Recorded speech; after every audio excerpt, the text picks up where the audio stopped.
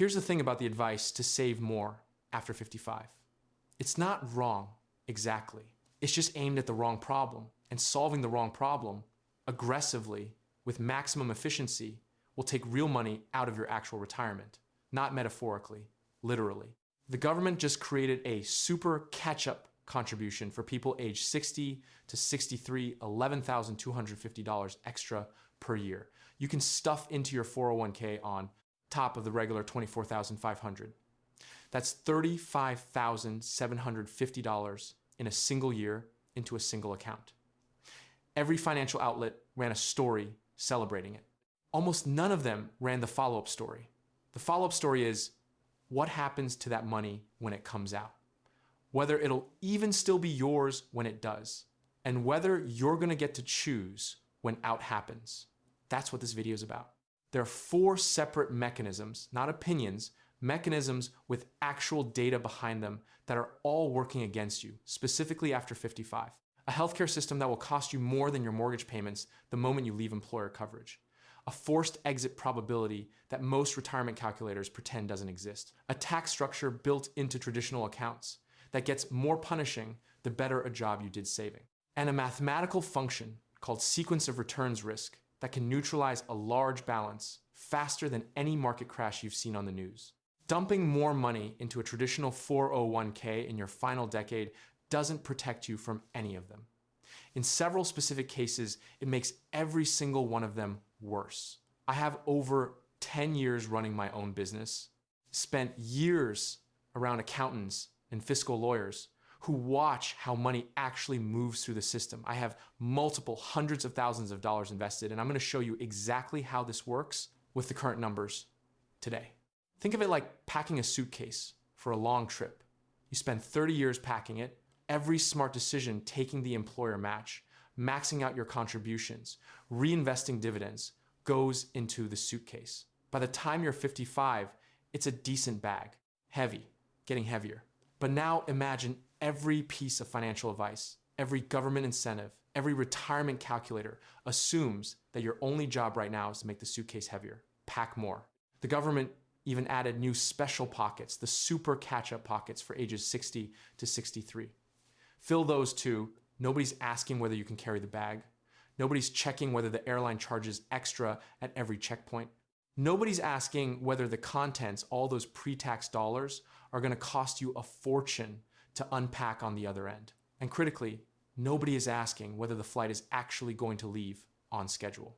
I'm going to come back to this suitcase throughout because it tracks remarkably well across every one of the 4 traps I'm about to walk you through. In a few minutes, I'm going to show you a data point about the RMD tax trap that changes how you think about every dollar you save in a traditional account after 55. But first, let me start with a quiet assumption that breaks the entire plan before it even gets to that point.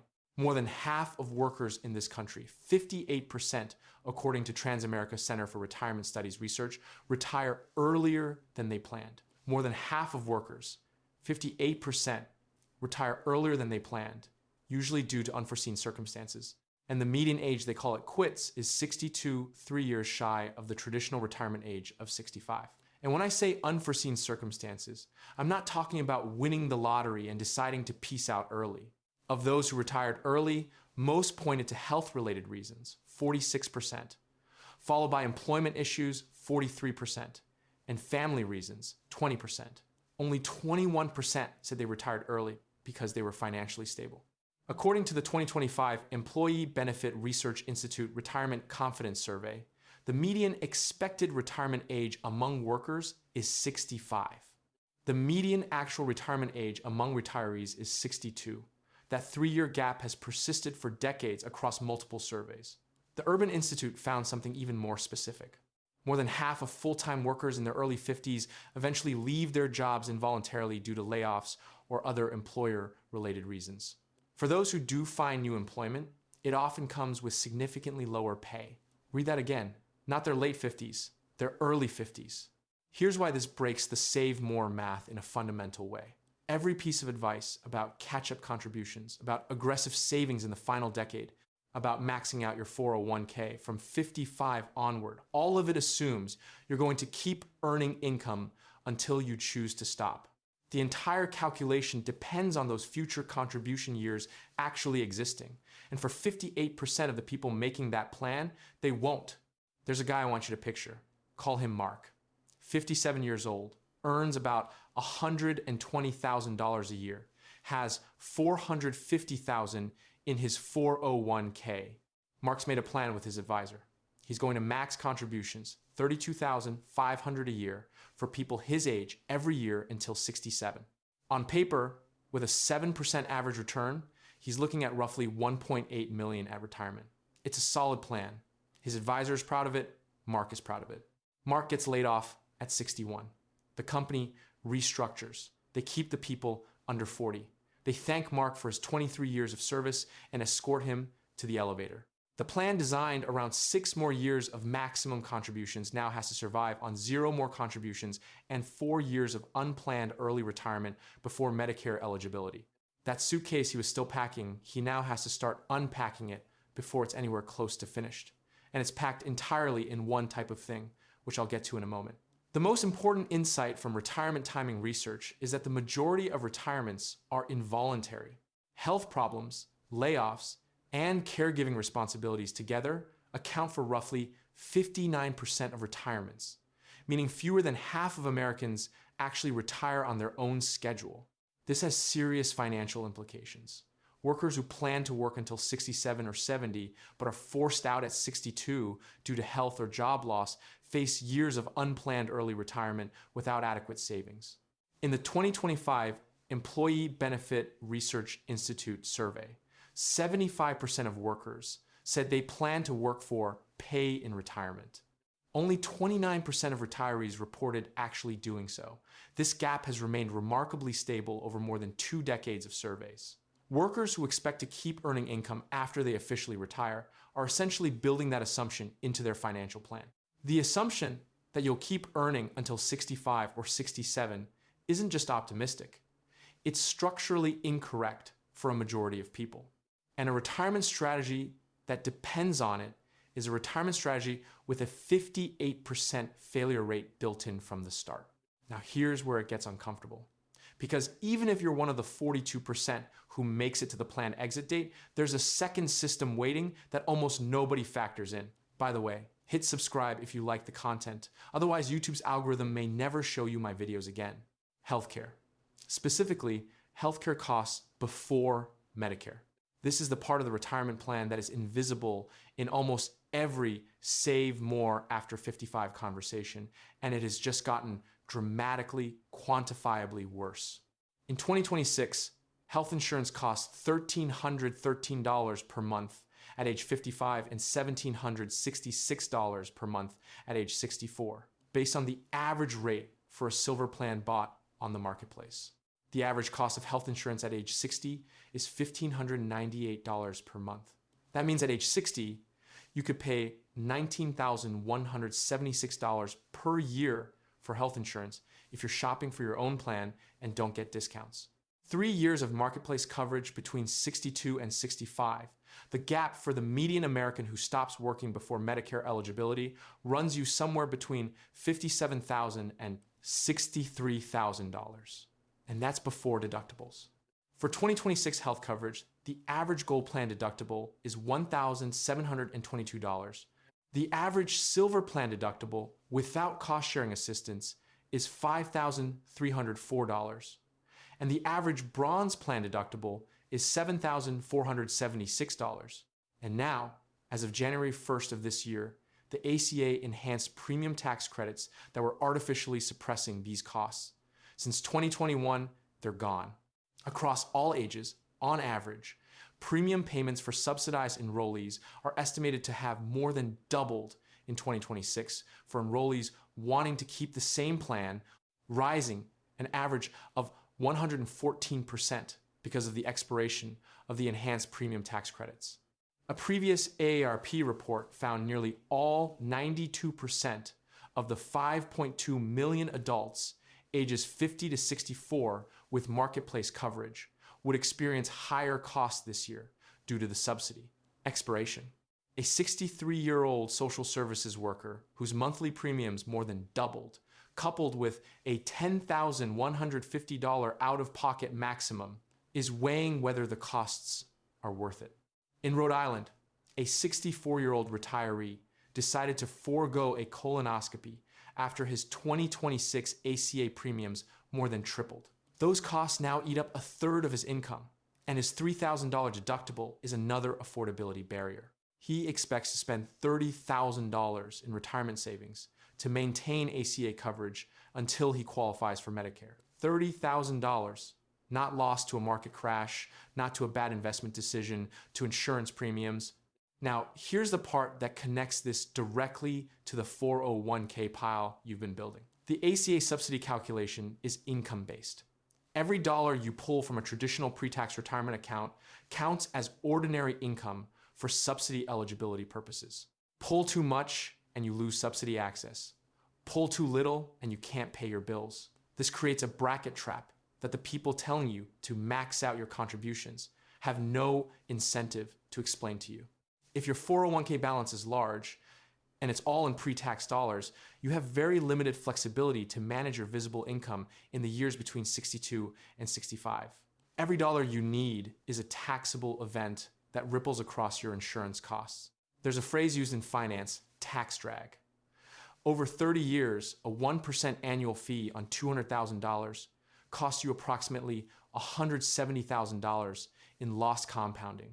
The income exposure from a large traditional account in your early 60s through ACA, subsidy cliffs, deductible stacking, and IRMA penalties I'm about to describe can exceed that in a fraction of the time. Here's the honest part. Knowing these numbers and actually building a system around them are two very different things. I put together a digital book called The Exit Code specifically because the gap between understanding the problem and having a mathematical framework for exiting the rat race is where most people get stuck. It's 8 chapters of pure research built on 50 years of actual retirement outcome data. No filler, no opinions dressed as advice.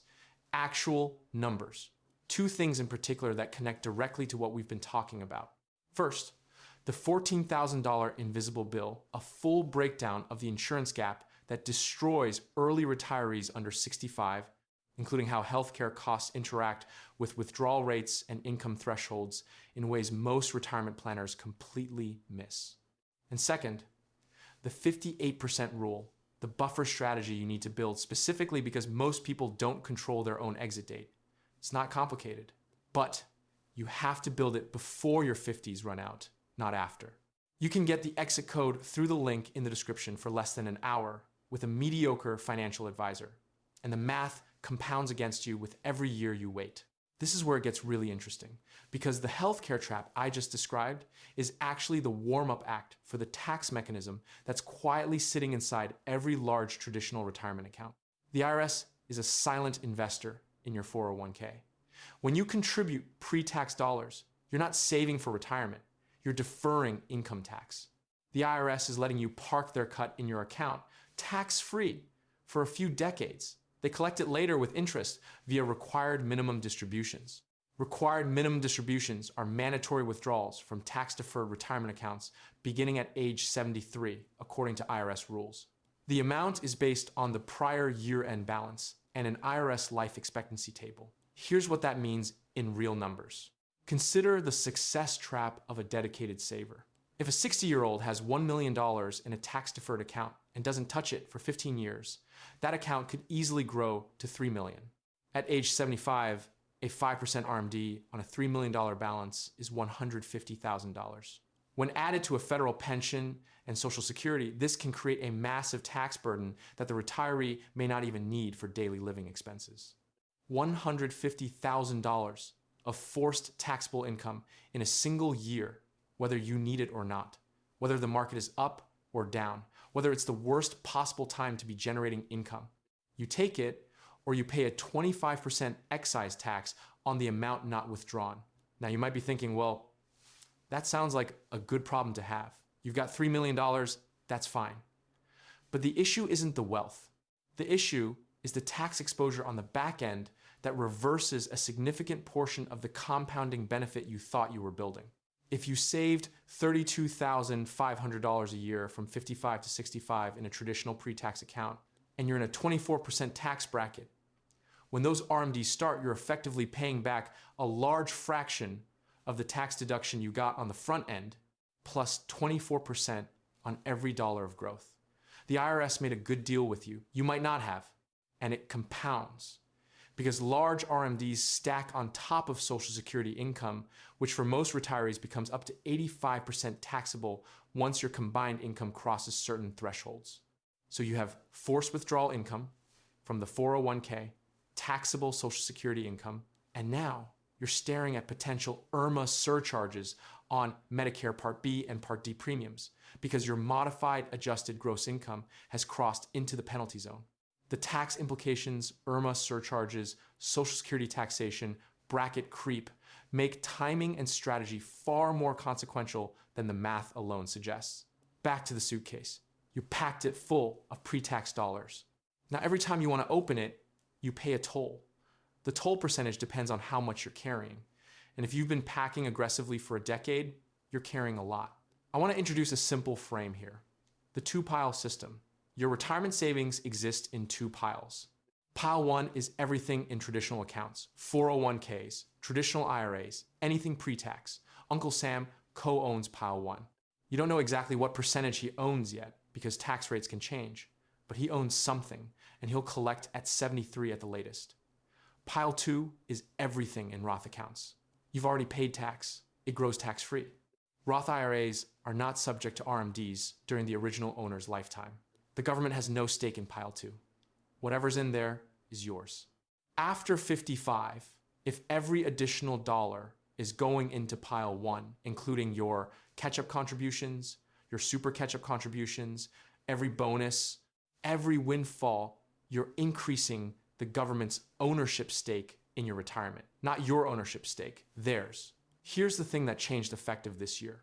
Starting in 2026, higher earners who made more than $150,000 in the prior year must make catch-up contributions on a Roth basis in employer-sponsored retirement plans. The government noticed the problem too. They didn't fix it, they just started requiring high earners to use Roth. If you're below that income threshold, you still have the choice. And most people are defaulting to traditional because it feels better on this year's tax return. It's a short-term win for a long-term loss. And when you're 59 and staring down the suitcase, you feel it. Mark is feeling it right now. Laid off at 61. $460,000 in a box the IRS co-owns. And every dollar he needs for living expenses is a taxable event that affects his healthcare subsidy eligibility. He has essentially no income flexibility. He packed the wrong way. Stay with me because this next part changes everything. And it's the one that nobody can fully control, which is exactly why the setup matters so much. Even if you thread all the needles above, even if you escape the forced exit, even if you manage the healthcare gap, even if you've done the Roth conversion strategy correctly, there is still one more mechanism waiting. And this one doesn't care about your balance. It only cares about timing. It's called sequence of returns risk. And it is the most mathematically elegant way for a large retirement account to betray you at the exact moment you need it most. During accumulation, the order of market returns doesn't matter. You're buying in every month. A crash at 35 actually benefits you. You're purchasing more shares at lower prices. The order of gains and losses averages out because the cash flow is going in, not out.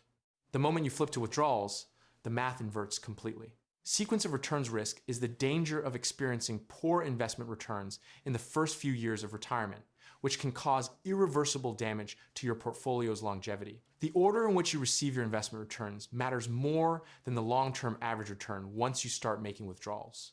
This risk is most dangerous when combined with a high withdrawal rate, as it forces you to sell more shares at low prices, permanently depleting your capital. Two retirees with the same $2 million portfolio and the same 5% average annual return can end up hundreds of thousands of dollars apart.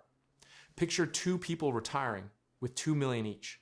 They both pull $80,000 a year, adjusted for inflation. They both earn an average of 5% per year over 20 years. The math says they should end up in the same place. They don't. One finishes with roughly $2.4 million in the bank. The other finishes with about $1.7 million less and is dangerously close to running out. Same portfolio, same withdrawals, same average return. The only difference is the order in which the returns showed up. That's sequence of returns risk. And for anyone retiring in 2026 or already drawing income for the first time, it's the single most important concept to understand right now. After running simulation data, researchers found that nearly 70% of portfolio failures cases where the retiree exhausted savings before the end of retirement involved trials in which the retiree's investments had lost value by the end of year 5 of retirement. 70%. Not year 15, not year 20, year 5. Let's say your portfolio dropped by at least 15% during your first year of retirement, and you also withdrew 3.3% of the balance. That combination would increase your odds of depleting the portfolio within 30 years by 6 times, compared with someone who had a first-year positive return, according to a 2022 Morningstar report. 6 times the failure probability from a single bad year at the wrong moment. And here's the current context. The S&P 500 returned roughly 17.9% in 2025 on a total return basis, but the path was anything but smooth. The index dropped nearly 19% in the first half of 2025 before recovering to finish well in the green. Anyone who retired in March of last year and started drawing income immediately got the bad half first. The retirement industry's solution to this, usually delivered in a soft voice by a man in a nice suit, is stay diversified and don't panic. Fine advice. Completely non-operational if you didn't build the buffer before you needed it. And here's the connection back to everything we've been talking about. The save more after 55 mantra results in the largest balances you've ever had sitting in your account right at the edge of the sequence risk window. Managing the retirement risk zone, the 5 to 10 years immediately before and after you stop working, is the most critical task in building a durable financial blueprint. If you've been loading a stock-heavy 401k with tens of thousands of additional dollars in your late 50s and early 60s, and the market drops the year you retire, you've just experienced a loss on your maximum ever account balance at the exact moment the math flipped against you. It's not just a percentage loss. It's a percentage loss applied to your largest number, combined with mandatory distributions, combined with the loss of time to recover. When you tap into your portfolio as it's losing value, you have to sell more investments to raise a set amount of cash. Not only does that drain your savings more quickly, but it also leaves you with fewer assets that can generate growth and returns during potential future recoveries. This is the suitcase metaphor in its final form. You packed it as full as possible. You made it to the airport. The airline, which is the market, and also the IRS, is now telling you that because of conditions outside your control, you might have to leave a meaningful portion of your luggage behind. And there's not much you can do about it once you're at the gate. Now you're asking yourself, so what do I actually do differently? Let me give you the case study version. David is 55, earns $120,000, has $450,000 in a traditional 401k. He's going to max contributions at $32,500 a year through 65. His advisor's model, roughly $1.3 million at retirement. Reasonably solid. Now let's run the 4 systems through it. More than half of workers retire earlier than planned, with a median exit at 62. David is one of the 58%. He's laid off at 61. He loses 3 years of planned contributions, about $97,500 he was counting on. His balance at forced exit, around $800,000. Now, David needs health insurance for 4 years, 61 to 65. The average cost of health insurance at age 60 is $1,598 per month. At 63, it's over $1,691. 4 years of coverage runs David somewhere between $76,000 and $81,000. His effective usable balance is now closer to $720,000. David draws modestly through his early 60s. By 73, if the remaining account has grown to roughly $1.2 million because he had to spend down some of it, his first RMD is approximately $46,000. Added to a Social Security check of around $26,000 per year, and his taxable income is $72,000. He's in the 22% bracket, pushing toward 24. Not catastrophic, but a bracket he can't exit because the distributions are mandatory. And if his account grows more than expected in a strong market decade, the RMD climbs with it. Every dollar of additional growth is also a larger mandatory taxable event. Then the market drops 22% in the first year after David starts his full withdrawal phase. His $720,000 becomes roughly $560,000. He's withdrawing 4%, about $22,400 from an account that just got punched in the first round. The recovery math has been permanently altered. He will never be back to the trajectory the advisor's model projected. The sequence event in year one erases years of future compounding that were part of his plan. None of this happened because David saved too little. It happened because the strategy was built around the wrong assumptions, the wrong account structure, and the wrong timeline. Here's the comedic version of how this gets sold to you, by the way. Just keep contributing the maximum. Take all the catch-up provisions, work until you don't want to anymore, and by 67, you'll have everything you need. That is essentially a financial plan that requires you to not get sick, not get laid off, not need healthcare, not retire at the median retirement age, and experience market returns in the right order. Other than that, totally airtight. The conversation that actually needs to happen sounds more like, David, where is all of this money in terms of tax treatment? What does your income flexibility look like between 62 and 73?